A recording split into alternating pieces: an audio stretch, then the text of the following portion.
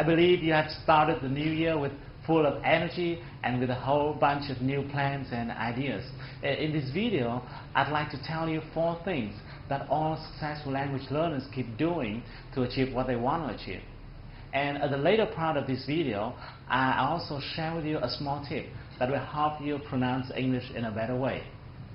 I'm not sure what plans and projects you have for this year, but as you're watching this video, I guess English is still a roadblock on your way to success. And if that is the case, I hope that overcoming it is one part of your plan for this year. I'm using the word overcoming because I don't like words such as enhance or improve. You may have been improving it for quite long already, haven't you? Learning English is not a long journey, and if you're tired of those improvements or enhancements or enrichment, that's a really good signal. Now I think it's time for you to make a decision which is more venturous or audacious.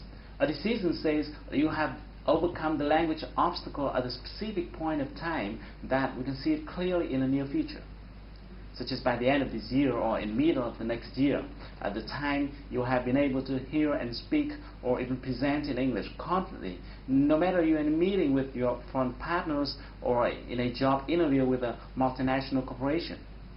The only one thing which is more important than anything else is your decision. Once you have decided that language is not something that can block you on your way to success, then nothing can stop you. Nothing. For several years, I have been observing many language learners, and I kept wondering why some people can learn faster than others. And I have found that there are 4 things that all successful language learners do. If you're not doing these 4 things, you better do them right now. Number 1, set a goal. Well, it's not new, isn't it? But it's a must. If you don't have a goal, you're not serious. And you need to make sure that your goal must be specific. It must be clear, and this one is important. You must believe in that goal. A goal doesn't make sense if you don't believe in it. Number 2, slice it into small pieces. Make it easy. Make it comfortable. There's a famous question says, how to eat an elephant? And his famous answer is, just eat it, one bite at a time. You should do the same with your goal. Slice it into smaller goals. Set a specific schedule for each one. It should be so specific that you must be very clear about what you have to do this evening in order to be closer to your goal. And number 3, be ready to face your roadblocks. No matter what kind of goal you are setting for yourself, there will always be obstacles and difficulties.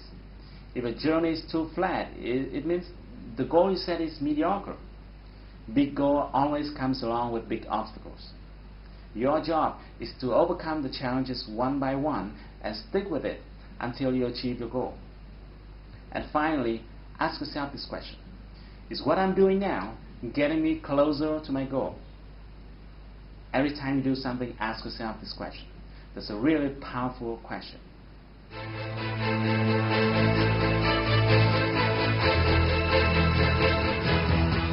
Okay, in the next part, I'm going to share with you a small tip that will help you in pronunciation. Even if you don't have the need to pronounce the same way native speakers do, I still recommend you to spend a portion of your time practicing pronunciation. Why? Because the truth is, as you have better pronunciation, you have better listening skill. Think about it. If you could speak the same way native speakers do, would you be able to hear them when they speak? Yeah, it is, isn't it? But this is what most people do not pay attention to, because people would normally think, well, I'm not seeking for perfection, or I don't have years living in the US or UK, so it's okay for me not to pronounce well. No, it's not true. Learning pronunciation is about learning a skill. It's not about art, or it's not about talent. If you practice it often enough, you'll be proficient at it. However, more often than not, when you just start out practicing pronunciation, the problem is every time you hear a native speaker produces a new word, you would probably have the feeling of being unclear about what the sound is like. This is absolutely normal because the first time you hear a strange sound, you'll probably experience that feeling.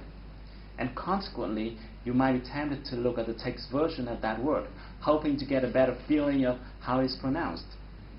Even though doing that way may make you feel a bit more confident, but the fact is, looking at the text will likely drive you to pronounce the way which is not really close to the way native speakers do. In other words, the way a word is written may fool you and make it pronounced improperly. The reason is every language has its own way of pronunciation of a certain vowel or consonant. For example, the pronunciation of the consonant G in English, like Google, is slightly different from that of the G in Vietnamese. Or the vowel N in the word man is slightly different from the vowel An in Vietnamese. Therefore, in order to pronounce the way American or English people do, you need to ignore the writing aspect of words. What you should do is to close your eyes, focus into your ears, and to recognize the sound you hear. This is a simple technique that can help you recognize the sound more easily. When you listen to a word, split your listening focus into 3 parts. The first thing to focus into is the consonant of that word. Let's say you're listening to the word change. Focus into the sound ch. You'll find that this sound is similar to the consonant of words like choose or chat or cheer. The second thing to focus into is the vowel of that word. With the word change, this time you try to recognize the sound A. You'll find that this vowel is similar to the vowel of words like gain or rain or lane. And the last thing to focus into is the ending sound of or the final sound of that word. With the word change above, this time you try to recognize the sound J. You'll find that this sound is similar to the ending sound of words like forge or large or badge. By doing so, you'll be able to recognize the whole word more easily. Now, don't think that this is time-consuming. The fact is that English, as well as any other language in the world, has a certain amount of vowels and consonants, and they're repeated over and over again among your vocabulary. Once you spend a certain amount of time practicing them, you will find that your pronunciation skills and listening skills as well will change dramatically. Okay, I have to go now. Thank you for watching this video. If you like it, share it with your friends. I hope to see you soon, but until then, take action. Do something to move closer to your goal, because if you want to shine tomorrow, you've got to sparkle today.